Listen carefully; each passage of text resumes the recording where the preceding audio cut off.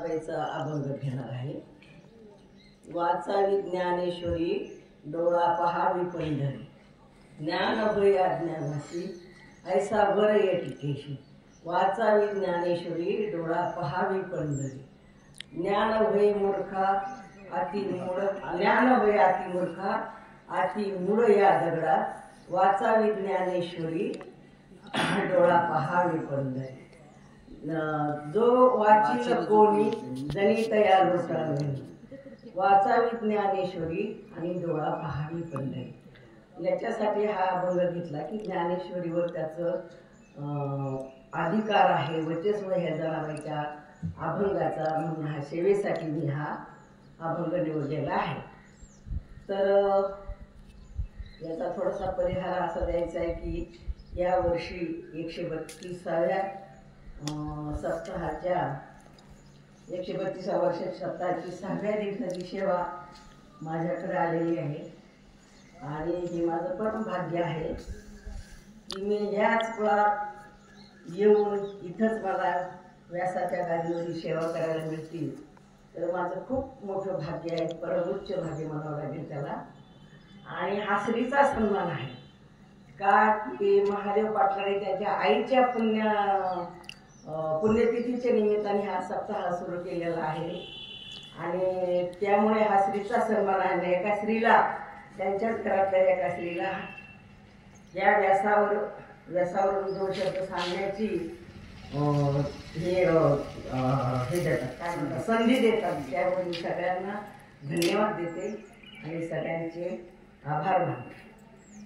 आता ह्या सगळ्यांच्या ह्या इथे आता आपण तर सगळे तेच सांगतात की खूप किती 132 वर्षामध्ये किती जण आले असते, किती संत, साधू संत, कीर्तनकार, प्रवचनकार, अनेक अनेक अनेक व्यक्तींचे किती पुण्याचे फळ ह्या भूमीला मिळालेलं आहे आणि किती भाग्य म्हणावं लागेल आपलं हे की किती किती लोक गेले, किती पावन भूमी झालेली आहे आणि प्रत्येक जण म्हणतोय की आम्हाला ही सेवा मिळाल्यामुळे आम्ही ह्या बलगट स्वामींनी सुरू केलेल्या या सप्ताहामध्ये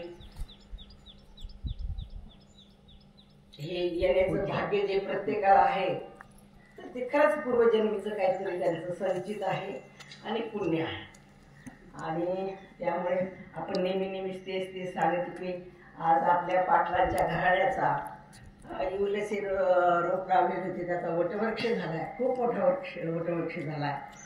पण ते कसं झालंय आता वटवृक्ष तो खूप पारंब्या आल्या, सगळं झालंय, पण त्याचे पानं थोडेसे पिवळे पडायला लागलेले त्या वटवृक्षाचे, कारण जे नवीन पानं फुटलेले आहेत त्याला, तर ते उदरनिर्वाहासाठी याच्यासाठी इकडे तिकडे बाहेर पडलेले आहेत आणि त्यांना जर बाहेर ते जर नाही राहिले, त्यांनी पैसा जर नाही कमवला तर इथं राहणाऱ्यांची फार फजिती होणार आहे। त्यामुळे मंडपात काय होतंय, 132वा सप्ताह आहे, फार उल्हासाने अन्नदान आहे, पण मंडपामध्ये सेवा करायला एकही माणूस नाही, फक्त 8-10। असं नका गर्दी करण्यापेक्षा दर्दी जरी असले तर ठीक आहे, पण इतर लोकांना त्याचा फार खेद होतं की महादेव पाटलाच्या 132व्या त्यांच्या आईच्या पुण्यतिथी निमित्त तुमचे सगळे लोकांनी किती उल्हासाने करायला पाहिजे, किती उल्हासाने यायला पाहिजे। ते या वर्षी तर मला अजिबात उल्हास दिसला नाही। कोणाचं कंबर दुखतं, हात दुखतो, डोळा दुखतो, पाय दुखतो, कोणीच नाही, फक्त सेवेला जे सेवेकरी बाहेरून आणलेले आहेत आणि थोडे एखाद दुसरं, बाकी याच्याशिवाय कसल्याही प्रकारचा कुणीही लाभ घेत नाही आणि कोणाला याच्यात उल्हास नाही। आता पैशाची पूर्तता तर लेकरं बिचारे करतात, आता ते जर 7-7 दिवस इथं सुट्ट्या घेऊन राहिले तर मग तर तुमच्या इथं राहणाऱ्याची तर पंचायतच, खाण्याचे वांदे, पिण्याचे वांदे, राहण्याचे वांदे, त्याची कसं। पण इथं राहणाऱ्यांना बिलकुल सुद्धा उल्हास राहिला नाही। त्यामुळे रखड पकड करत करत कधी काही तर काहीच नाही, असं इथून पुढे होऊ नये अशी मला थोडीशी खंत वाटत होती इतके दिवस। पण हा सप्ताह कसा जाईल आणि कसा नाही, आणि त्याच्यापेक्षा पैशाची खूप पूर्तता करून सगळेच बाहेरचे लोक आणायचे, फक्त आपले लोक पंक्ती करायच्या आणि पंक्तीला जेवायला। शेवटी असंच होणार आहे, कारण फार वाईट वाटतं, अरे तुम्ही प्रवचनाला नसता, तुम्ही हरिपाठाला नसता, तुम्ही गाथेवरच्या भजनाला नसता, तुम्ही कशालाच नसता, मग कशाला तुम्ही उल्हासाने सप्ताह करता? आम्ही बाहेरून येतो, आम्ही इतके उल्हासाने 8-8, 10-10 दिवस आमची फुकटच जातात, कारण आमचा परमार्थ तिथंच सुद्धा होतो. पण हा आपल्या रक्तामासाचा, त्या दिवशी त्या भालक्यावरच्या महाराजांनी सांगितलं, अरे तुम्ही रक्तामासाचा तुमचा सप्ताह आहे, तुमच्या वाडवडिलांनी माझ्या वाडीला निराशी देवा तुझी चरण सेवा पांडुरंगा, इथपर्यंत आपण आला ना, आपल्याला उल्हास नाही राहिला तर काय म्हणजे करून तर तुम्ही करणारच आहे, कारण तुम्ही नाही केलं तर तुमची पोरं नक्कीच करणार. पण इथं जे राहणारा एकही माणसाला कसल्याही प्रकारचा उल्हास नाही. बिचारा माय मावल्या माझ्या त्या मात्र त्या पंगत असून त्या सकाळपासून 2 दिवसापासून 4 दिवसापासून त्यांना आपली पंगत आहे, आपल्याला करायचंय, आपला हे असेल तेवढी तळतळ चालते. त्यांच्या पाठीमागे तुमचा रुबाब असतो. झाली का सगळी तयारी, स्वयंपाक झाला का न विचारता की माणसं जेवायला घेऊन झाले, बस याच्याशिवाय काही नाही. काय भाऊ परमेश्वरा तुझ्या चरणी एवढेच नमस्कार आहे की अखंड चालत राहावा, सद्बुद्धी सगळ्यांनाच मंडपात येणे, ह्या धर्म मंडपात येण्याची द्यावी, बस एवढं सांगते मी. तरी सगळ्यांनी आज मनावर घ्यावा.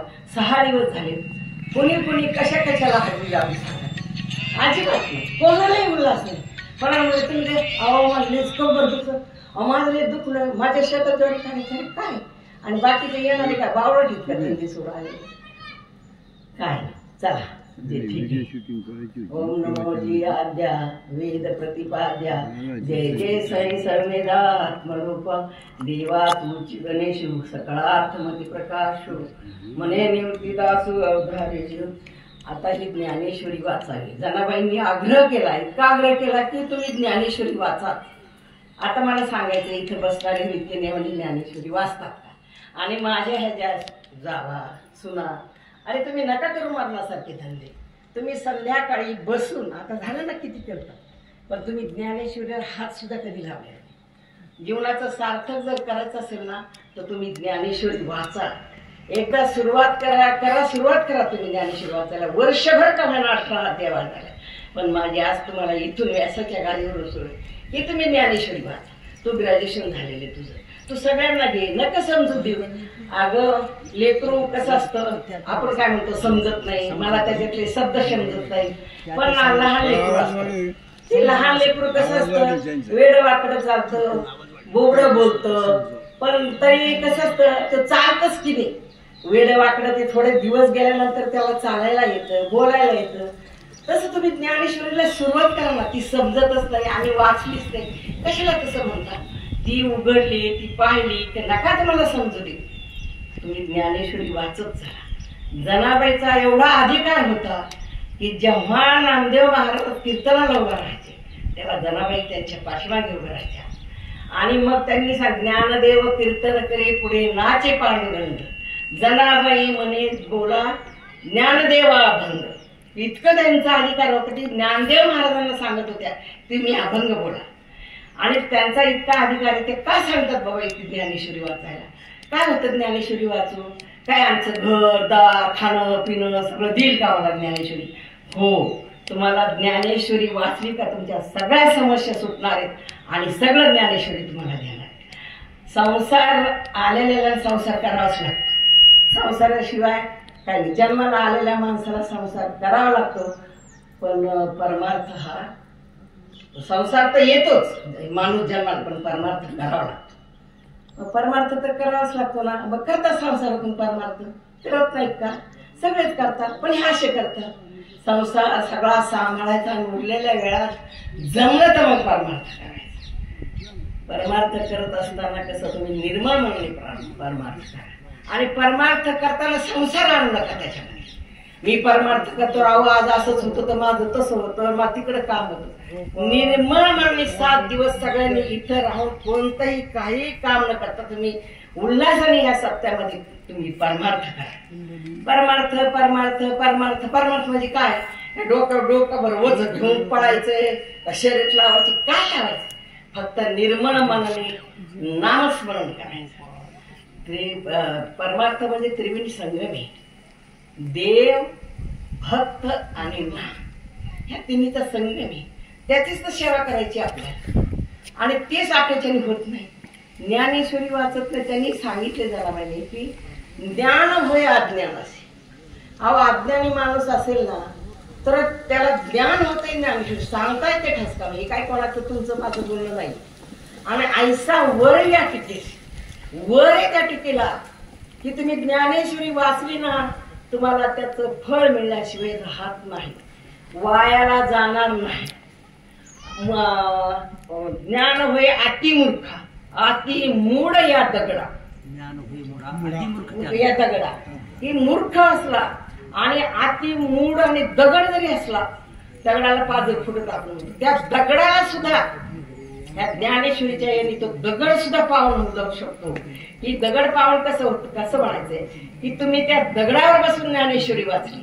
दगडावर म्हणजे एका दगडावरच बसतात, पण आपण दगडावर जरी बसून ज्ञानेश्वरी वाचली तर तो दगड सुद्धा आपला त्या ज्ञानेश्वरीच्या वाचनाने पावन होतो. इतका अधिकार त्या ज्ञानेश्वरीचा आहे. आता समजा चहुवेदी ज्ञान साहिसार 18 पुराण आहे, पण ज्ञानेश्वरी त्याचा शिरोमणी.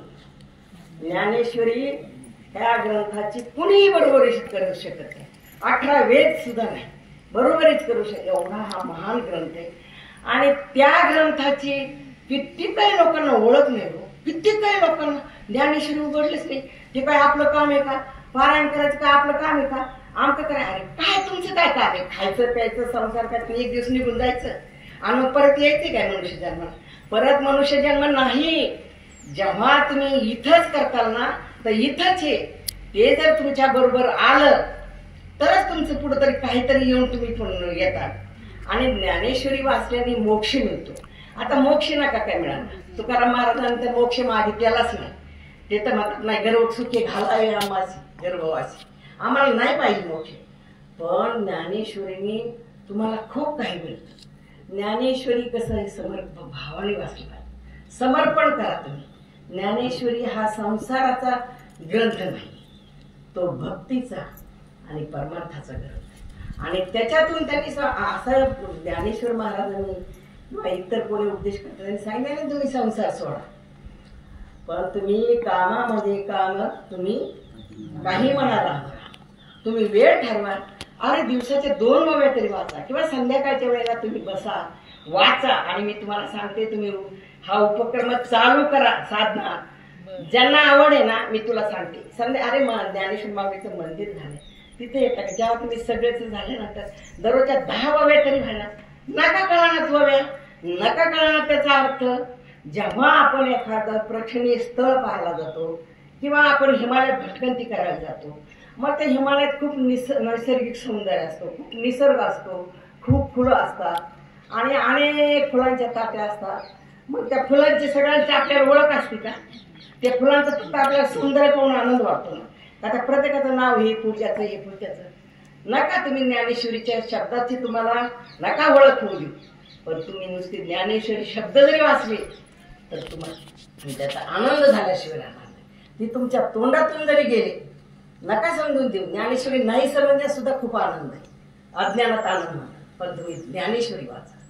ज्ञानेश्वरी वाचल्याने जणी काय म्हणते, जो वाचिल कोणी जणी तया लोटंगण.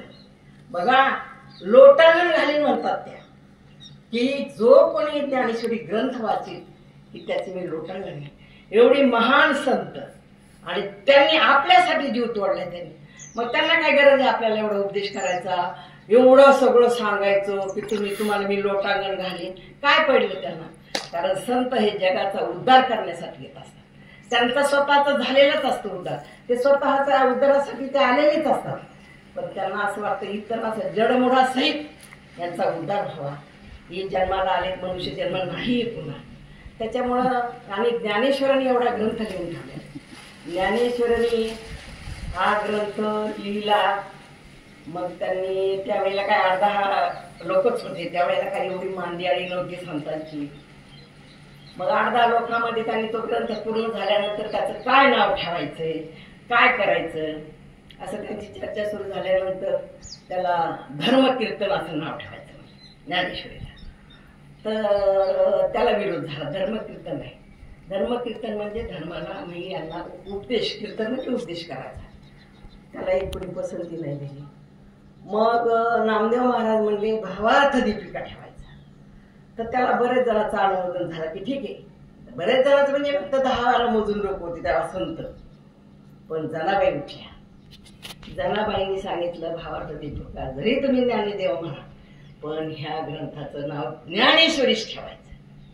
ग्रंथ हा ज्ञानेश्वरी राजच झाला. गीता अलंकार नाम ज्ञानेश्वरी ब्रह्मानंद लहरी प्रगट केली. ब्रह्मानंद लहरी प्रगट केली. तर प्रगटच केली माझ्या योग्याची माऊली, त्यांनी निगमानंदी वल्ली प्रगट केली. मग हे प्रगट केलेला ग्रंथ आहे आणि हा ग्रंथ सगळ्यांपर्यंत जावा. तुमचं सगळ्यांचं खूप कल्याण होणार आहे त्याच्यामध्ये.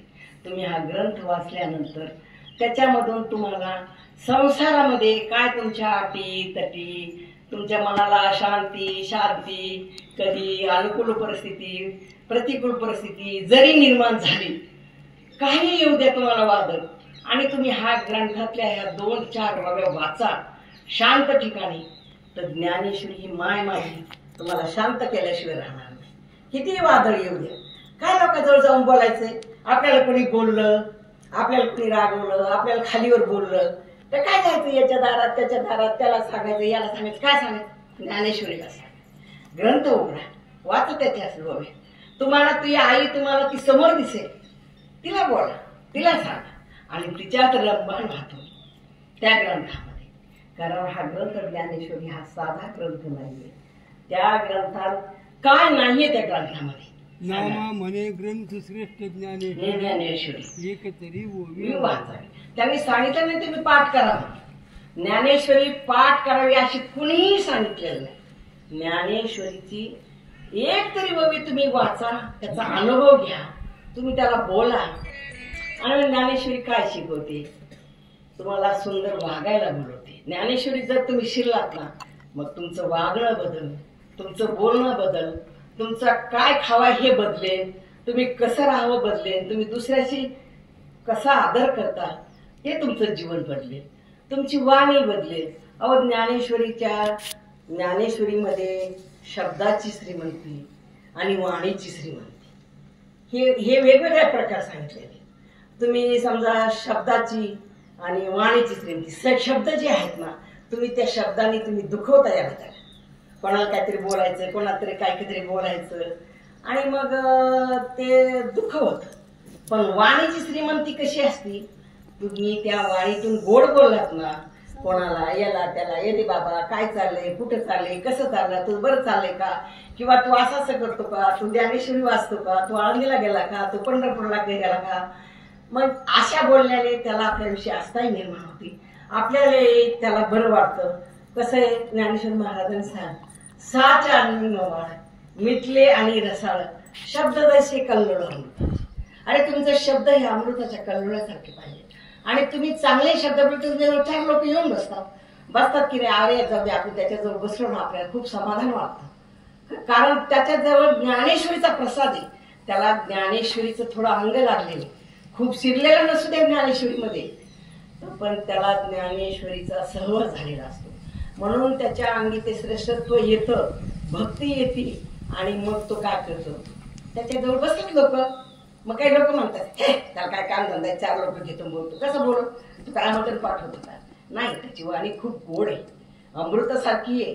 तो 4 शब्द सल्ले देतो चांगले, तो वाईट चिंतित नाही, तो खरंच सांगतो. म्हणून लोक त्याच्याजवळ बसतात. आणि परत दुसरं कसं आहे की ज्ञानेश्वरी आपल्या घरामध्ये जे वडीलधारी लोक असतात त्यांचं आजकाल तर ह्याच्यामध्ये फार प्रवृत्ती बेकार निघाली की काही बोलायचं आई वडिलांना, काही करायचं. अहो काही तापत्य असे तर आई बापांना हाताला धरून बाहेर काढतात आणि मग पंढरपूरला जातात. यांना काय पाहिजे का ते विटेवरचा पांडुरंग? आणि 17 वाऱ्या केल्या, 15 केल्या, 25 केल्या. अरे तो अजून विटेवर उभे त्या पुंडलिकासाठी, की ज्या पुंडलिकाने आई वडिलाची सेवा केली त्या पुंडलिकासाठी अजूनही तर तुष्टतो. आणि तू इकडं आई वडिलांना बाहेर काढतो, त्यांचं काही करत नाही, त्यांना तुझ्या वाणीतून वाईट शब्दाने बोलतो. आणि पंढरपूरच्या वाऱ्या, आणि पंढरपूरचा तू कमरेवर अगोदर हात ठेवला, पण तुला पाहिल्यावर त्यांनी ती वीट फेकून मारून नाही तुला धाडलं. तिकडे बघ ना आई बापाला, मला कशाला भेटायला येतो, मी जो आई वडिलांची सेवा केला त्याच्यासाठी मी तिष्ठ होतो. अजून माझ्या वाऱ्या करत होता. आई वडील आहेत घरात, त्यांची सेवा कर, त्यांना सांभाळ, त्यांना छान खाऊ पिऊ घाल, औषधं पाणी कर. मेल्यावर नको करू काही त्यांचं. अरे मेल्यावर तो काय 10-13 50 गाड्या आल्या त्या 10व्याला, सगळं वाळवंट भरलं होतं. सगळं कशाला? तुझ्या प्रतिष्ठेला. आता मेला तडपू तडपू, त्याला अन्नाचा कर नाही दिला, त्याला विचारलं सुद्धा नाही. 10 दिवस तो आईवडिलांशी बोलत सुद्धा नव्हता. आणि त्या आईवडिलांच्या 10व्याला खूप मोठा दावा केला. काय मोठा दावा करायचा होता तेव्हा ते विचारलं नाही, त्याच्या पाया नाही पडले. सकळ तीर्थाची धरी जे काम आता पिकले त्या सेवेसी केले दोन केले आणि हा निघतो. तर ज्ञानेश्वर महाराजांनी असं सांगितलेले की तुमच्या घरामध्ये जे मोठे आहेत, तुमचे आई वडील आहेत, तुमचा मोठा भाऊ आहे, त्यांनी मोठे भाऊला गुरु मानलेले. आता हृदय आपले चौफळणी भले वरी बैसावी पावली श्रीगुरूंची. आई वडिलांना श्रीगुरु म्हणा, मोठ्या भावाला म्हणा, तो आदर्श असेल तर. नाही तर मोठा भाऊ त्याच्यापेक्षाही मोठा कार्य करायला. पण आई वडिलांचे मोठेच असतात. आई वडील कधीच वाईट नसतात. संसारासाठी जरी ते बोलले तर आई वडिलांचे, तर त्या आई वडिलांना तुमच्या हृदयाचा चौफळा करून त्याच्यावर बसवा तो हृदय. हे ज्ञानेश्वरीची शिकवण आहे. ती तुमचे आमचे शब्द नाहीयेत. तुम्ही आणि आजकाल किती आदर कमी झाला. अरे आई वडील यांच्या गणतीतच नाही. आई वडील गणतीतच नाही. मोठा मोठा ऑफिसर असला तरी त्याचे फोड, त्याच्या आई एका बेडरूम मध्ये, वडील एका बेडरूम मध्ये, ती वाट राहते जाताना माझं लिकरू माझ्याकडे बोलायला तरी, तर त्याला कामच नसतंय. मग काय देईल तिचा? तिचं मन जरी आशीर्वाद देईल ना तर तिचा आत्मा तडफड, आणि तो शाप दिल्याशिवाय राहणार नाही. ही ज्ञानेश्वरीमध्ये हे सगळं दिलेलं आहे. ज्ञानेश्वरी वाचले ना, सगळं तुम्ही किती खायचं, किती बोलायचं, किती झोपायचं. 800 लोक तर ज्ञानेश्वराला आवडतात, कृष्णाला आवडतच नाही. तुम्ही खायचं झोपायचं, खायचं अजिबात आवडत. जोपर्यंत तुमचं शरीर चालते, तुम्हाला हे करताय, तोपर्यंत तुम्ही कार्य करता.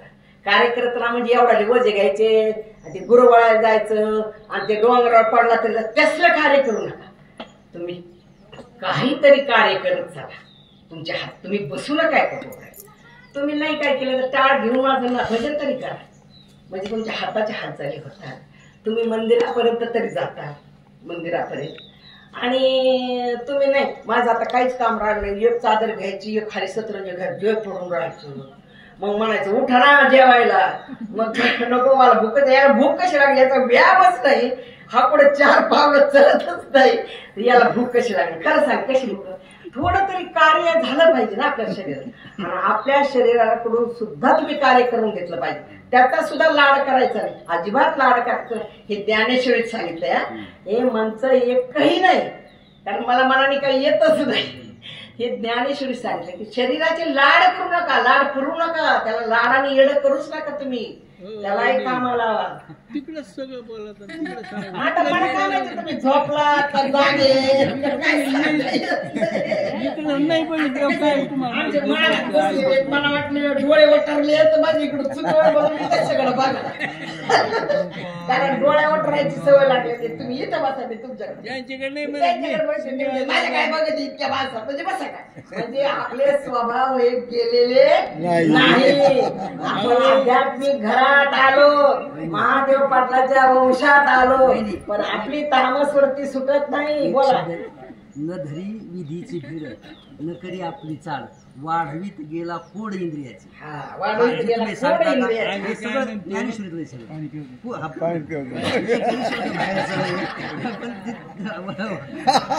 असे पडत असे म्हणत नाहीत की आपण त्याचं दर्शन घ्यावं किंवा 5-10 मिनिटं बसावं. काय शब्द आहेत बरोबर ज्ञानेश्वर, ऐकत नाही. मग कुणी हवा त्यांच्याच भाग्याने खूप पारायण झाले जगखंडात.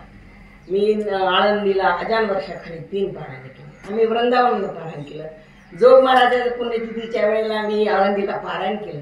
आम्ही ग्रंथराज डोक्यावर घेऊन आळंदीची प्रदक्षिणा केली. हे पुण्य मला त्यांच्यामुळे मिळाले. हे कारण मला जरी आवड असती आणि त्यांना नसती तर माझा परमार्थ झाला नसता. त्यांच्यामुळे आवड, त्याचे शतशः तुमचे खूप आभारी आहे. आणि तुम्हालाही मिळाली अशी ते घेतलंय. काय काय बायका बी नवऱ्यावर जातात ना, तुम्हाला तेवढंच जाऊ काय पळा तुम्ही, मी थोडं म्हणून येत नाही त्या. त्या काय म्हणतात तर नाही आवडत, म्हणून मी आवडत. मी उगत चला म्हणले म्हणून मी आले तीर्थाला. ऐ असं असतं काय कुठं? नाही तसं असतं, मला उगा आवडच नाही. त्यांचे साहेब म्हणते पण आम्ही त्यांच्या उलटे कशा उलट करू नका म्हणतायत ना ते. नवऱ्याला भजा भजी जे पतिव्रता.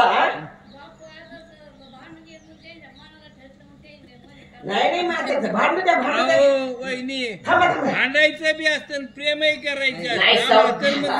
संसार हा भांडणाशिवाय संसारच नाही. मग संसार कशाला मारायचा?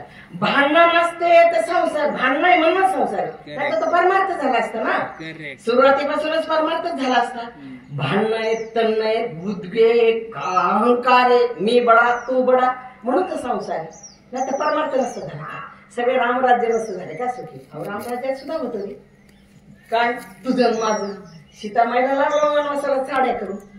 म्हणजे कुठेही आहे, फक्त आपण काय घ्यायचं आणि काय नाही घ्यायचं त्याच्यात हे आपण ठरायचं. काय सोडायचं आणि काय घ्यायचं हे कसं आपण घ्यायचं. आणि तुम्हाला सांगते लेडीजला की तुम्ही उरलेल्या वेळामध्ये ज्ञानेश्वरीकडे वळा. फक्त मुलींच्या संसारात लुडबुड करू नका. काम धंदे आवडले का मग बाका काय करत असं मोबाईल घ्यायचा. काय झालं तायडे? काय नाही आई वाटा साफ करते ना आता. तूच करते का एकटी? आणि त्या काय झालं कुठे गेले ते? तू नणंद जाव सासू नाही आता त्यांचे म्हणजे हे नसलेलं. ती सात्विक असती, तिला सेवा करायची असती सासू, पण ह्या आईच्या बोलण्यामुळं पूर्ण बिघडून जाते. तिला असं वाटतं अरे खरं मी एकटी करते ना. उठल्या त्या जेवल्या ताटा धुतले गेल्या बेडरूम मध्ये झोपल्या. आता मला वाटा आवडायचं सगळं आवडायचं. ह्या आय जे अर्धे मधल्या काळामध्ये संसार मोडले घटस्फोट झाले ना फक्त केवळ आयामुळे. जेव्हा सगळे प्रमुख सगळे जेवायला बसलेले असतात तेव्हा त्यांचा फोन येतो की विचारत आता ही मुली कमी झालेली असती, तिला त्याचे विचारायचं असतं. ती उठून जाते. उठून गेले की संशय येतो कोणाचा फोन असतो. अहो किती काही नवरा बायकोचे घटस्फोट झाले त्या फोन किती काही. म्हणून हे लेकीच्या संसारात तुम्ही लुडबुड करू शकता. तुम्ही तुमचं सांगितलं याच्यावर याच्या सोडून तुम्ही काकूच्या बडबडच नाही असेल त्याच्यासाठी तुम्ही तुमचं करा. आपला आपण धर्म पाळा, आपला धर्म पाळा आणि शिकवा, चांगलं पाळा. आता कसं असतं पूर्वी होतं आजकाल लग्नाची गोष्ट अशी झाली की मुलगी दिली का कुठं आणि मुलीचं जमलं का मग ते कसं सांगत लय चांगलं झालं. घरात कोणीच नाही, सासू नाही, एकट्याचे बहीण बी नाही आणि सासरा आहे त्या कोणीच्या तिकडे. पण लेख स्वतंत्र झाली. काय आनंद, काय आनंद त्या लेख स्वतंत्र झाल्याचा. एक अशीच बाई होती आणि ती काय म्हणली की ती महाराज असेच आले आपले ह्या महाराजासारखे कीर्तन होतं. मग आता 2-3 दिवस राहायचे तर कुठे राहायचं त्यांना. मग त्या बाईच्याकडे सोय केली. त्या बाईच्या इथे राहिले ते. आता महाराज लोकांना कसं विचारायला 2-3 दिवस 2-3 दिवस राहायचं असतं. मग त्या बाईच्या घरी गेल्या तिकडे आम्हाला स्तुती करावी लागते त्यांची. काय बाई खूप छान घर तुमचं, सगळं मस्त वाटलं तुमच्या घरात शिरल्याबरोबर. मग असं तसं ते म्हणजे महाराज आपलं वेळ चांगलं झालं. लेकी दिल्या 4 लेकी 4 ठिकाणी. इथं दिल्या आपल्या चिमटा बोरगा सावरगावरा सगळी ना दिली. त्यांना ना सासू नाही, नवरा एकटा, सासू नाही. लेकीचं चालू काय बंदीच झालं. आता एक लेख आपल्याला महाराज तेवढं सोयी बघा ना त्याला. तर ते म्हणजे ठीक आहे बघू ना पण थोडं अडथळा आहे थोडंसं काय. म्हणजे काही सांगा देव धर्माचं करीन मी काही विधी करायचा असला तर. ते म्हणजे विधी नाही करायचा पण तुम्हाला मारावं लागेल. कारण तुम्हाला एकच मुलगा आहे आणि जेव्हा सोयरी पाहायला आल्यावर तुम्ही सासू घरात घेतला मग ते कशी देते. तुम्ही मेले की 14वाला सोयरी येते. 14वी होऊ देणार नाही की तुमच्या पोराला स्थळ चांगलं आलंच. तुम्ही चिंतिता ना ते तुमच्या बाबतीत होत. म्हणून चांगलं चिंता मन चिंतित जाय. तुम्ही जे तुमचं मन चिंतित ना तसं तुम्हाला सुद्धा येतं. तुम्हाला त्यावेळेला फार आनंद वाटतो पण नंतर त्याचं प्रायश्चित्त भोगल्याशिवाय तुम्हाला देव सोडत. कोणत्याही गोष्टीचं प्रायश्चित्त घ्यावाच लागतं. कसं आहे आणि संसारामध्ये आनंद येऊ दुःख येऊ त्याच्या समतोल ठेवते. समतोल ठेवायचं शिकवते ज्ञानेश्वर. येशा येशो लाभावा, यश येऊ दे लाभ होऊ द्या. आणि त्याच्यामुळं तुम्ही संतुष्ट राहा. संतुष्ट सतत योगी येणं केलं. योगी म्हणजे तो हिमालयात गेलेला नाही. योगी आपल्या संसारात सुद्धा आपण योगी बनून राहू शकतो. आपल्या संसारात मग कसलंही संकट येऊ द्या किंवा काही होऊ द्या, आपलं मन विचलित करायचं नाही. त्याला काय लागतं, पण त्याला परमार्थाची जोडी लागते, त्याला ज्ञानेश्वरीची गोडी लागते. तुमचं मन स्थिर उगच होणार नाही. तुमचं मन तर मग हे नसेल ना, मनाच्या म्हणतात कुठेही फिरतं, लेकीकडे जातं, हे याकडे जातं, आमक्या तिच्याकडे जातं. आणि लोकांना कधी गाणं सांगू नका. लोक कसे असतात, रडून ऐकतात आणि हसून सांगतात. म्हणून कधीही नाही सांगायचं कोणाला काही. तुम्हाला मी सांगते, आपल्या मनाला सांगायचं. आणि कुणी कोणावर प्रेम करत नाही. तुम्हाला सांगते, आपणच आपल्यावर प्रेम करायचं. कुणीही कोणाचं नसतं. फक्त हे कर्तव्य, हे काम, हे कर्तव्य दक्ष हे करावं लागतं. पण आपण आपल्या एकांतात जाऊन आपल्या मनाला आपण आपली शिकवणी द्यायची. आपलं मन आपले.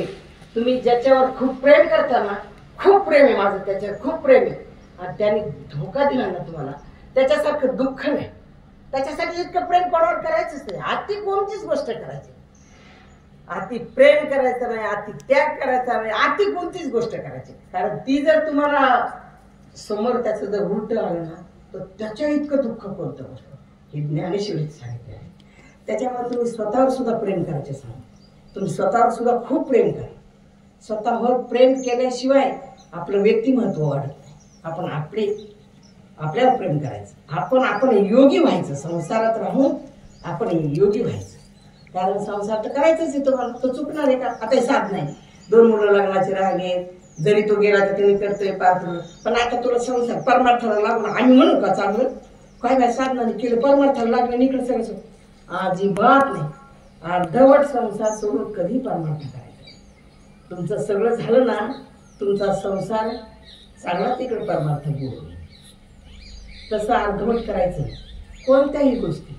पण परमार्थ संसार करताना सुद्धा परमार्थ करायचा. परमार्थ आपल्या सुखदुःखाला, आपल्या कोणत्याही गोष्टीला आपल्याला आधार देणार होते परमार्थ.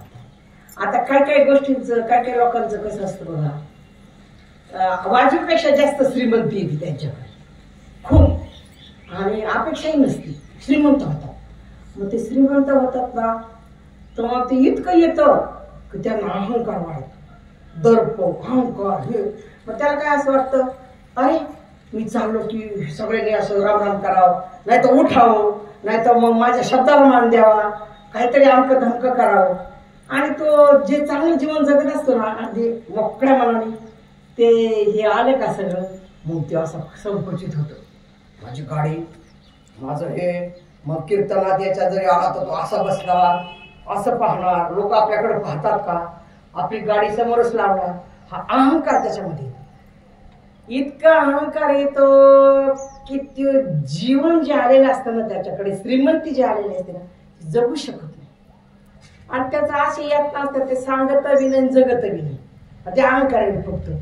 कसं आहे, ते केर ढिगा आपल्या कचरा असतो, केर असतो, त्याच्यात टाकून केर टाकलं तर नुसतं वाढतच ना. फुगे का ते उपयोग आहे का? ज्ञानेश्वरी वय आहे ना, फुगे उकिरडा, फुगे केर टाके उकिरडा जायचा. की उकिरडात काय होतं, ज्ञान वय की तुम्ही उकिरडात केर टाकली ते फुगण, त्याच्यात काय येईल का? तसं तुम्ही कसं आहे, नुसतं फुगत.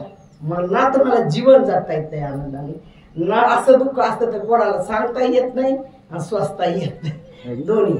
आणि कसं आहे, एक संत म्हणून जीवनापेक्षा जगण्यापेक्षा, आता समजा आळंदीला महाराज लोक राहतात, मग आता आपले जातात ते एखाद्या महाराजाकडे राहतात, हे आपले महाराज आले तसे. त्यांना जर आनंद घ्यायचा असेल तर त्यांनी संत म्हणून कधीच जगू नये, त्यांनी साधक म्हणून जगावं. साधक म्हणून जगले ना, त्याला सगळीच मौज करता येते. मोकळ्या मनाने राहता येतं, फिरता येतं, गप्पा मारता येतात, मित्र जोडता येते. यांना सुद्धा साधक म्हणतो.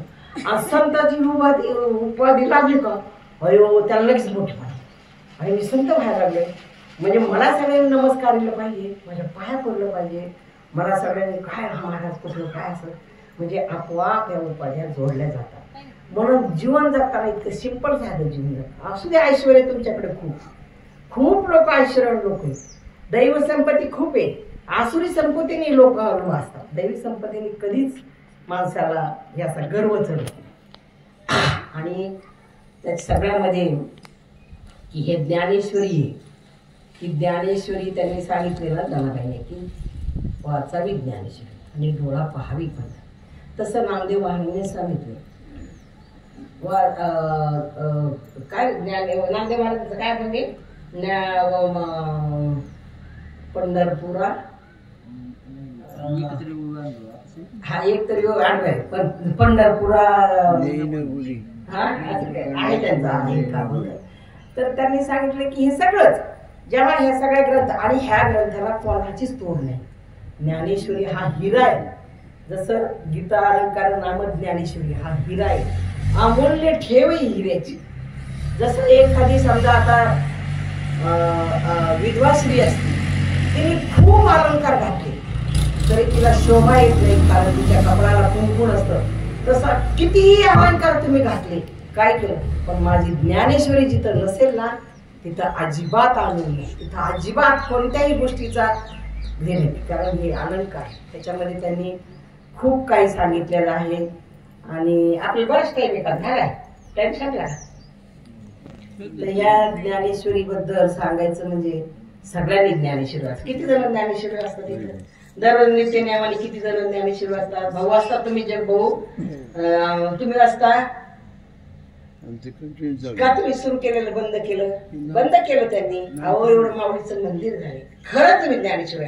मला दुसरं काही सांगायचं आज, फक्त ज्ञानेश्वरी सांगायची की ज्ञानेश्वरी ज्ञानेश्वरी ज्ञानेश्वरी तुमचा सगळा संसार हारी आणि बहुत आनंद करी ही ज्ञानेश्वरी. हा तुम्ही शेवटी द्या हो. आता आपले रात्री 6 वाजता आले तरी ज्ञानेश्वरी वाचल्याशिवाय जेवण करत नव्हते. पाठवट्याने बीडवरून येऊ कुठून आणि आपल्या लहान्याबाई पण 125 सप्त्याला आमच्या जवळ बसून ज्ञानेश्वरी वाचत होते. त्याच्यानंतर डॉक्टर साहेबांनी ज्ञानेश्वरी दिली तर त्या योगेशकडे होत्या तर एवढा मोठा टेबल करून घेतला त्याच्यावर ज्ञानेश्वरी. इतकं म्हणजे ज्ञानेश्वरीचं कसं आहे, त्यांची कोण गती झाली आपल्याला माहिती का? ज्ञानेश्वरी शेवटपर्यंत वाचत होत्या. ज्याला वाचता येते त्याने वाचा, ज्याला ऐकता येते त्याने ऐका. ज्ञानेश्वरी जितकी वाचकाला पुण्य देते तिथे ऐकणाऱ्याला सुद्धा देते. पण ऐकते कोण? आम्ही काय रिकाम टेकडीत काय ज्ञानेश्वरी वाचित बसायला? म्हणजे ज्ञानेश्वरी वाचणारी रिकाम टेकडी असते आणि बाकीचे खूप पडतात इकडून तिकडून तिकडून, त्यांना संसार असतो. तसं तुम्हाला सांगायचंय की तुम्ही पंढरपूरला बी जायचा. पण पंढरपूरला त्यांनी सांगितलं ना वाचावी ज्ञानेश्वरी डोळा पाहावी पंढरी. तर पंढरपूरला जायचं, मस्त छान आईवडिलाची सेवा करायची. 2 दिवस जाऊन असताना असते सासरे घरात त्यांची शिदोरी तयार करून ठेवायची. मग तुम्ही पंढरपूरला जायचं. आता अर्धा तिकीट झालाय तर किती गो बाया पंढरपूरला पडतात. आता तुम्हाला सांगितलं की एका बायाने काय म्हणली एसटी, ती काय म्हणली एसटी महामंडळाने अशी सोय केली, मी निघाले देवाला, नवऱ्याला घरी टाकून एकटंच टाकून. हा आणि महाराष्ट्र सरकारचा ठेवते, महाराष्ट्र सरकारचे आभार नाही काय, महाराष्ट्र सरकारला धन्यवाद देऊन एसटी महामंडळाचे आभार मानते असे की आम्हाला तिकीट अर्ध केले. मग आम्हाला बायकाला तिकीट अर्ध, नवऱ्याला नाही आमच्या बरोबर, त्याला घरी एकटंच टाकून चालले द्यावा. आणि मग पळात्यात पळात्यात पळात्यात नाम नाही, चित्तात नामच नाही, नुसतं धाव धाव धाव धाव धाव त्रिवेणी संगमी नाना तीर्थप्रमी आणि चित्त नाही नामी तरी ते व्यर्थ. मग पंढरपूरला गेले, तुळजापूरला गेल्या, प्रयागराजला गेल्या, आमट्याला गेल्या, काय पाहिलं काय काय होतं काय तिथं सगळं पाहिलं बाय आम्ही, सगळं पाहिलं आम्ही. कशाचंही ज्ञान नाही, सगळं पाहिलं आम्ही. काय पाहिलं? त्याचा इतिहास पाहिला, त्याचे हे पाहिलं, त्याच्या पाठीमागचं काय काय पाहिलं, सगळं पाहिलं, सगळं करून आलं. थाव थाव थाव थाव थाव. परमार्थात त्यांनी सांगितलंय की तुम्ही परमार्थ करत असताना त्या संसारासाठी परमार्थ करू नका. परमार्थ परमार्थाच्या ठिकाणी ठेवा, संसार संसाराच्या ठिकाणी ठेवा आणि सतत सतत सतत सततम सततम संतुष्ट सततम योगी. तुम्ही सतत संतुष्ट राहा.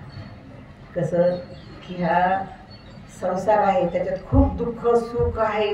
अचानक एखाद्यावर घाला होतो, अचानक कुणीतरी येऊन बोलतं, तर त्याच्यामुळे आपलं जर तुम्ही ज्ञानेश्वरी वाचत असाल ना तुम्ही परमार्थात जर असाल ना तर तुम्हाला खेद होत नाही, दुःख होत नाही, वाईट वाटतं, पण तुमचं मन विचलित होत नाही. तुम्हाला अचानकपणे घाला ना, तुम्हाला आवडतात कसंही बोलो काही बोलो, पण त्याचं मन विचलित होत नाही, कारण त्यांनी ज्ञानेश्वरी वाचलेली असते.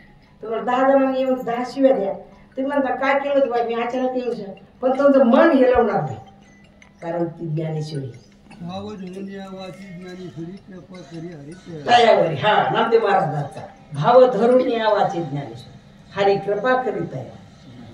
भाव धरून ज्ञानेश्वरी वाचायची. उगा आणि त्या काकुडी सांगितली चला ग चला म्हणून नाही, तुमचा भाव असल्याशिवाय तुम्ही ज्ञानेश्वरी वाचला. भाव धरून ज्ञानेश्वरी वाचली ना, कृपा करतो म्हणजे करतोच, प्रमाणच. ही काही गोष्ट नाही कोणी लिहिलेली की सांगायची तुमचे मन रिजवायचे. ही ज्ञानेश्वरी, ही ज्ञानेश्वरी खूप खूप जितकं जितकं जितकं जितकं तुम्ही त्याच्यामध्ये जाता तितकी तितकी तितकी ती खोल ज्ञानेश्वरी आहे. त्याच्यामुळे ज्ञानेश्वरीचे पारायण करा. एका जना जनी संशय सांडून दृढधरी म्हणे ज्ञानेश्वरी. पण ती ज्ञानेश्वरीच आहे ना, दृढधरी म्हणे ज्ञानेश्वरी. एक तरी ओवी आठवा, अरे एक तरी तुम्ही ओवी पाठ करा. एक तुम्हाला सांगते, या ज्ञानेश्वरी वाचताना काय काय शब्द असे येतात ना, का असे ते घोटून घोटून असं धरावं वाटतात, पण आपल्याला पुढं पळायचं असतं ते धरावं लागतं त्यांना. मला माझा अनुभव आहे सांगते, काही शब्द मला इतके आवडतात, पण हे इतके वाचत पुढं पळालेले असतात, मग त्यांना धरायला जावं. पण असं वाटतं ते शब्द सोडूच नाही, म्हणजे इतका गोड वाटतो मनाला, इतकं छान वाटतं त्या शब्दाने. पण आज मग विचार वाटतो कुठे गेली ओवी, किती ओवी चालली. पण त्याच ओवी तर आपण ह्याच्यात सुद्धा इतकं मन रमणं सुद्धा फार याची गोष्ट आहे. हा कधी मन कसं नाही, मग कसं आपली ज्ञानेश्वरी वाचतो, कोण आलं तिकडं, कोण गेलं इकडं, कोण गेलं, ह्याच्याकडे बिलकुल लक्ष द्यायचं. मग ती पळती पण ज्ञानेश्वरी, मग आपण विचारतात कोणता श्लोक झालाय, कोणती ओवीचा. पण आतल्यात आपण तिचा आनंद घेतला ना, त्याच्यासारखा आनंद दुसरा कोणताच नाही. आणि कसं आहे, ज्ञानेश्वरी ही आई, ज्ञानेश्वरी कडे साधक जातो, ज्ञानी ज्ञान शिकण्यासाठी जातो, साधक साधना करण्यासाठी जातो, समाधीस्थ होण्यासाठी जातात. पण तिन्ही आपत्याला, तिन्ही आपल्या बाळाला ज्ञानेश्वरी सारखंच देते, सारखं देते. तो मग साधक असो, तो मग योगी असो, किंवा तो समाधीस्थ होणार असो, पण ती आपल्या कुशीत घेते. आणि कसं असतं, तिच्या आईच्या कुशीत गेल्याशिवाय बाळाला कळत नाही. बाळाला वर्णन सांगता येते का आई माझी कशी आहे, आई अशी आहे. तिच्या कुशीत शिरल्यानंतर मग तिच्या कुशीची ऊब आणि ते थंडावा मिळाला ना, तर त्या लेकराला काय वाटतं ते त्या लेकरालाच माहिती, त्या आईला लेकराला. तुम्हाला आम्हाला नाही कळायचे की त्याची कुश किती, त्या कुशीत ऊब किती मिळते त्याला आईची. आणि मग ते आईचं तसं ही आई ही, तुम्ही तिकडे गेलात नाही ज्ञानेश्वरीकडे, आणि तिच्या मांडीवर तुम्ही म्हणलात ना घ्या, काहीच कमी पडणार. आणि ती आई आपल्याला जवळ करते, आपल्याला गोडी लावते त्याची, आणि आपण त्याच्यात रममाण होतो ह्या ज्ञानेश्वरीमध्ये.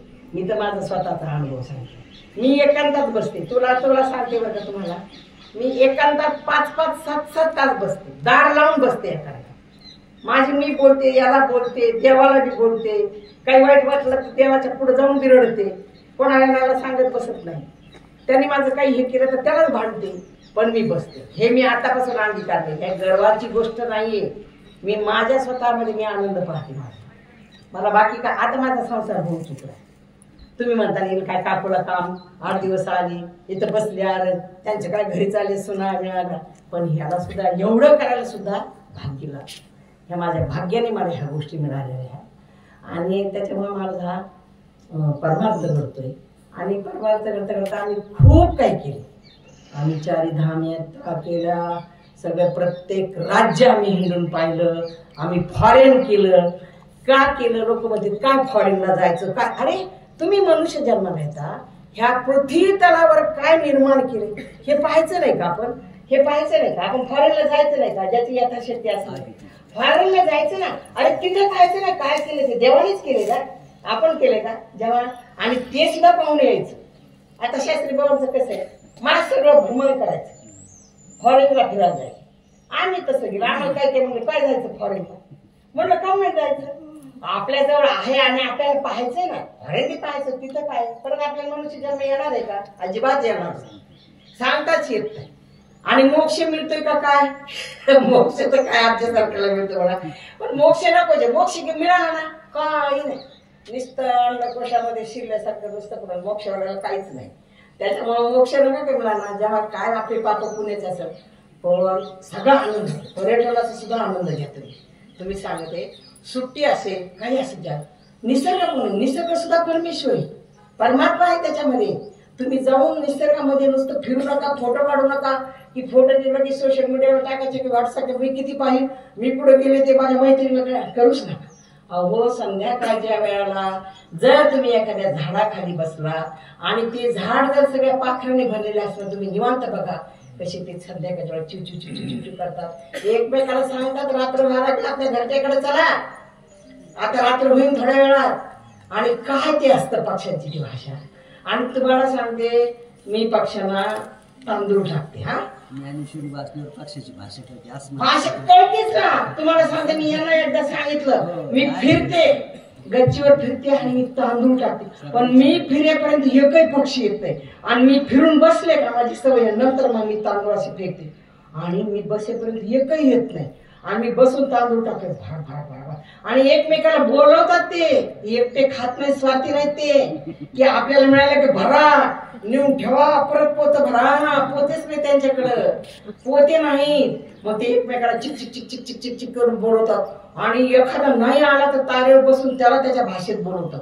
आणि सगळे मिळून असं छान गळावून ते तांदूळ खातात. काय म्हणायचं त्यांना येतं, वाचा नाही फक्त ज्ञान किती येतं त्यांना सांगा तुम्ही. त्या तशा गोष्टी टाका. मी तर म्हणत असते, हे बा माझं काही उरलेलं असो किंवा माझे मी बोने आणून ठेवत असते तांदूळ टाकायला यायला, मी म्हणत असते माणसा देऊच नका. स्वाती आमची सून म्हणली का हे तांदूळ खूप दिवसात झाले, आता आमच्याला द्यायचं नाही, मला अजिबात द्यायचं नाही. त्यांना द्यायचं, त्यांना काही मागवलं मोदींनी हे माझे पक्षाला टाकायचे. मी इथं टाकीन तिथं टाकीन तिथे टाकीन, पण बिलकुल माणसाला द्यायचं. माणसं काही दडा गोडायचं नाही, ते आपल्याकडून येते तिथे फेकून. कारण आता मोदीजींनी एवढं अन्नधान्य दिलंय त्याला प्यायला की तेच बाजारात विकून ते आणते त्याच्यामुळं कसं आहे जीवन खूप छान झालं.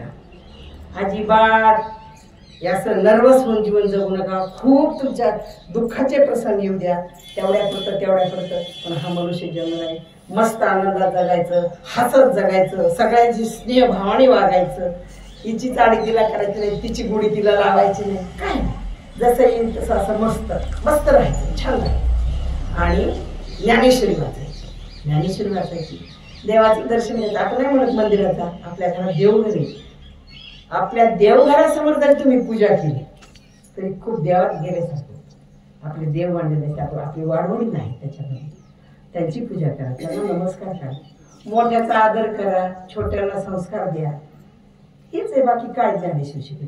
ज्ञानेश्वरीत म्हणजे अनेक भावी, ज्ञानेश्वरी समजायला अनेक जन्म घ्यावं लागते, अनेक जन्म संसिद्धी. मी खूप जन्म घेतलेले कृष्णामध्ये राजूला आठवत नाही. तसं आपण बाबराला तरी काय कळते त्याच्यामध्ये काका, जे आपण याच्यामध्ये वाचतोय बोलतोय ह्याच्या विरोधात काही नाही, कारण आपण काही जगाचा खरा अनुभव घेतलेला नाही. पण जो आलाय तो कडू गोड आहे, तर त्याला कसं काय बाजूला सारायचं ही ज्ञानेश्वरी. सार ज्ञानेश्वरी सार. आणि संपू का आता, किती वाजले?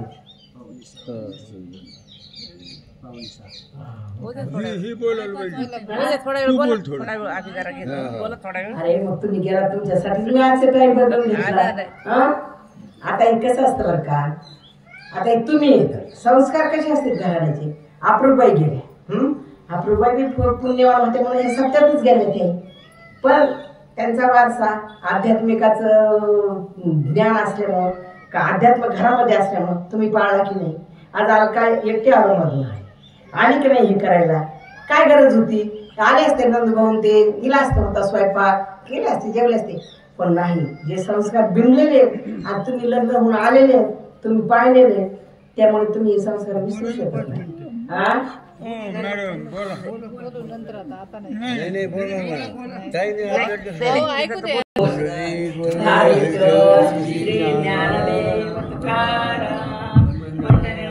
भगवान की जय. माऊली ज्ञानेश्वर महाराज की जय. जगद्गुरु तुकाराम महाराज की. सकळ वडिलां की जय. सकळ साधू संतान की जय. हार आहे का? यांच्याकडे कशाची आजच्या दिवसाची प्रवचन सेवा वहिनींनी पार पाडली. त्यांची तगमग दिसली, खरी आहे तगमग. त्या रात्रीच नाराज होत होत्या. नाही प्रवचनाला, नाही कीर्तनाला 22 माणसं बसते. तर त्यांना सांगितलं शताब्दी झाली 1992. त्याच्या पुढे 8 ते 9 वर्ष सत्ता कशाला करता, मोडून टाका. आपलं उद्धव डॉक्टरचं कीर्तन, नंदूचं कीर्तन, जगभाऊचं प्रवचन असं करून ते कसं असतं, सूर्याला आणि चंद्राला ग्रहण लागतं. ग्रहण काळात ते डिम होतात ना, प्रकाशमान. ग्रहण कायम राहतं का, निघून जातं. त्याच्यानंतर ते मूळ त्याच्या तेजाने तळपतात. हा शतकोत्तर चाललेला यज्ञ आहे, याला बी मधून ग्रहण काळ येतं.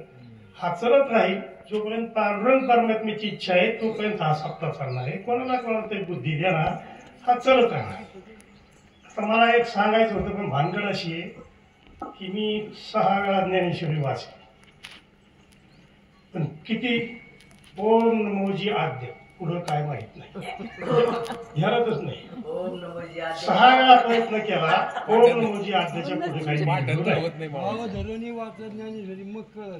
बर मला एकदा बोलून द्या. त्यांना काय बोलायचं ते बोलू द्या. डिस्टर्ब करू नका. वाक्याला डिस्टर्ब केलं किंवा त्याची लिंक तुटतील, त्याला जे सांगायचं ते सांगू शकत. बरोबर, बोला बोला. भजनी मालिका वाचलेली नाही, काहीही म्हणजे वारकरी संप्रदायाचं जे वाङ्मय त्याचा माझा काही संबंध नाही. त्या दिवशी भावाला म्हणलं हे काय भानगडी, तरी बी मला व्हिडिओ कसं काय कळतं. तर भाऊने सांगितलं नवविध भक्ती आहे, त्याच्या श्रवण भक्तीमुळे तुला व्हिडिओ कळतो. 5-6 वर्षाच्या आतच लहानता त्या कीर्तनात झोपवा लेकर. सप्त्यामध्ये घरी झोपायचे नाही, कीर्तनात आणून झोपवा. हरिपाठ लहानपणी पाठ होता तात्याच्या व्याख्याने, पण आता हरिपाठ बी येत नाही, काहीच येत नाही. बोलायचं तर खरं म्हणजे काय होतं, सभेमध्ये बालिश बहु बडबडला, दुसऱ्या शब्दात त्याला मूर्ख म्हणतात. आता तुम्ही जरी मला मूर्ख म्हणला त्याला अधिकार नाही मला. तो मी तुम्हाला एक सांगतो, व्यास महाराजांनी महाभारत पूर्ण केलं. किती श्लोकाचं आहे महाभारत? 1 लाख श्लोकाचं. 1 लाख श्लोकाचं महाभारत पूर्ण केल्यानंतर भयंकर खेद झाला त्यांना. त्यांचा शेवटचा श्लोक हे बघा, मी दोन्ही भाऊ म्हणजे हात वर करून मस्त आडून सांगतो, पण कुणी ऐकत नाही. त्या व्यासापासून तर तुमच्यापर्यंत कमीत कमी 1 लाख लोक तरी कीर्तनकार, प्रवचनकार, उपदेशकार झाले असते, काही परिणाम झाला नाही कोणा. त्याचं कारण सांगतो तुम्हाला. प्रपंच करायचा असतो, परमार्थ घडायचा असतो. करायचा म्हणजे ते आधिभौतिक वादात आला, आणि घडायचा असतो म्हणजे आधी आध्यात्मिक वादात आला. प्रपंच करतो ते आपल्या हातात. परमार्थ घडावा लागतो, तुमच्या नशिबात लागतो. ज्याच्या नशिबात हे त्यालाच परमार्थ घडतो. तुम्ही 1 लाख लोक बघितले तर तुम्हाला 5च लोक तुम्ही या क्षेत्रात दिसते, बाकीचे आहेत का? त्यांचं नशीब नाही. तेव्हा खेद करू नका, ही परंपरा चालत आलेली. खेद होतो हे मला मान्य आहे की सगळ्यांनी निदान मंडपात यावा, ही तुमची अपेक्षा 100% बरोबर आहे. आता काय करतो, आता मागच्या काय होणार नाही बरं का, पण हरिपाठ पाठ करायचा प्रयत्न करतो तुमच्यासमोर. काही माझ्या जावा, माझ्या सुना, माझ्या ज्ञानेश्वरी वाचायची. ज्ञानेश्वरी 2 वेळा तरी वाचायची. माझ्या पत्नीने मग हरिपाठ पाठ करतो म्हणजे माझ्या पत्नीने एवढ्या आनंदात टाळ्या वाजल्या. एक मिनिट, मी वागता नाही आणि मी बोलतही नसतो, पण वहिनीने प्रवचन केलं ते मला फार आवडलं. त्याचं कारण असं आहे की वहिनी ज्या बोलल्या त्या त्यांचे जे अनुभव आहेत हे वाचकालाच येतात. जे वाचक नाहीत त्यांना ती नुसती बडबड वाटत. त्यांचा प्रत्येक शब्द त्यांना ओव्या सांगता नाही आल्या, पण प्रत्येक ओळीचा आधार घेऊन त्या बोलत होत्या. अशा कितीतरी ओव्या येतात त्या म्हणजे त्यांना सांगता नाही. पतीच्या मता अनुसरून पतिव्रता अनायासे आत्मेता पावे भोकडून त्या बोलत होत्या की बाबा तुमच्यामुळे मी तुमचं काम केलं, पण याला पाहून जे प्रत्येकाला आधार होता. त्याच्यामुळे त्यांचं जे आहे ना त्याचं मग मनापासून आभार वाटला आणि आनंद वाटला. त्याच्यामुळे मी हे 2 शब्द बोललो. वास्तविक आता माझं काही वक्ता नाही आणि मी बोलायचा विषय नाही. आतापर्यंत जे सांगितलंय ते इतकं त्रिवार सत्य आहे आणि त्याचं कारण म्हणजे त्यांच्या अनुकरणात आहे. दीर भावजाईचं नातं कसं असतं, आई गेल्याच्या नंतर आई असते, पण काय प्रत्येक ठिकाणी तसं नसतं. सगळ्यात भावजाई काय आईसारखं वागत नसतात, सगळे दीर काय मुलाप्रमाणे वागत नसतात. मी मुलाप्रमाणे नाही वागलो, पण माझ्या माऊलीनी माझ्यावर आईसारखीच माया केली, म्हणून त्यांना हा अधिकार प्राप्त आहे. हे जे तुम्हाला उपदेश करायचा हा प्राप्त आहे. याच्यानंतर माझा एका दिवशी जप चुकला तर आमचे भांडणं झाल्याशिवाय राहत नाही. दुसऱ्या दिवशी मला तो कम्प्लीट करावा, हा पण अधिकार पत्नीचा असतो. वा, क्या बात आहे. त्याच्यामुळं स्त्री ही मोठ्या दर्जाची मोठ्या याची मानलेली जाते, त्याचं कारण हे आहे. त्यामुळे वहिनीने माझ्यावरती मातेप्रमाणे प्रेम केलेलं आहे, म्हणूनच ते इतक्या अधिकाराने तुम्हाला परत परत परत परत सांगतोय. अनुकरणात समजून घ्या सगळं जेवढंच आहे याच्यामध्ये. अनुकरणात आणू आणि ज्ञानेश्वराचा प्रयत्न करू. जपते आईची माझा महिला मंडळात नक्की हरिपाठ करा, हरिपाठ आपलं केलं सुरू झालं, चालू करा. सगळ्या ठिकाणी थोडं थोडं थांबायचं, याच लेटरमध्ये आम्हाला करून द्यायचं. म्हणजे गडबड होते. आता काय धर्मसंकट म्हणतात ना, तसं संकट माझ्यावर आलं. कारण भाऊला स्तुती आवडत नाही, आलं लक्षात. त्यांना स्तुती केलेली आवडत नाही, पण त्यांना वाटतं माझ्या पत्नीची स्तुती करावी. हो, असं त्याला वाटतं. हो, आणि त्यामुळे जितकं सुद्धा तितकं बोलतो. आता असो, हे माहीत आपलं बोलणं चाललेलं आहे, परंतु आपल्या भाग्याने बुकाबाईच्या निमित्ताने हा सप्ताह. बुकाबाई म्हणजे या सातजणांचे वडील महादेव पाटील त्यांचे आहे, आणि योगाने त्यांना पुत्रप्राप्ती लवकर होत नव्हती, म्हणून त्यांनी शिखर शिंगणापूर मोठा महादेव इथल्या वाड्या घोडीवर लुटून गेले. आणि त्यांची निष्ठा, त्यांची ती प्रगत अवस्था, तर त्यांना हा पुत्र झाला म्हणून महादेव नाव ठेवलं.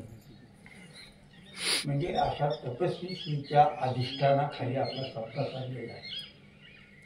आणि शास्त्र असं सांगतं की स्त्रीचा सन्मान करा, आनंद द्या. नाही होत संसारात काही जणांकडून, कारण दोघांची मतभिन्नता असते, पण शास्त्रात आग्रह की ज्या ठिकाणी नारीची पूजा होती त्या घरात लक्ष्मी राहते. आता ही जबाबदारी नारीची आहे की फार हट्टी जाऊ नये, आणि नवऱ्याची आहे, कारण नवऱ्याच्या सहनशक्तीला अंत असतो ना. म्हणून हो करू नका, म्हणून खरे खरे म्हणून आपल्याला पूर्ण चांगला अधिष्ठाने आणि सर्वांच्या प्रयत्नाने धैर्याने 132 वर्ष आपण गाठली.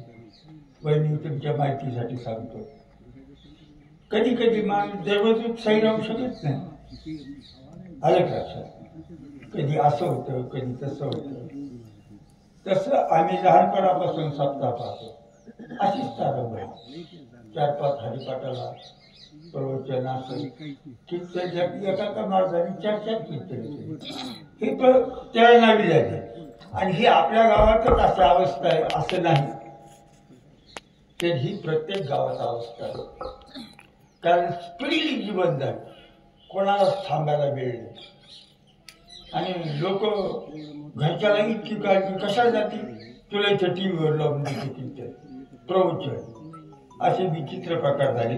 त्यांनी परंपरा जपायच्या असतात, त्या आपण जपत आहोत, निराश होण्याचं कारण नाही.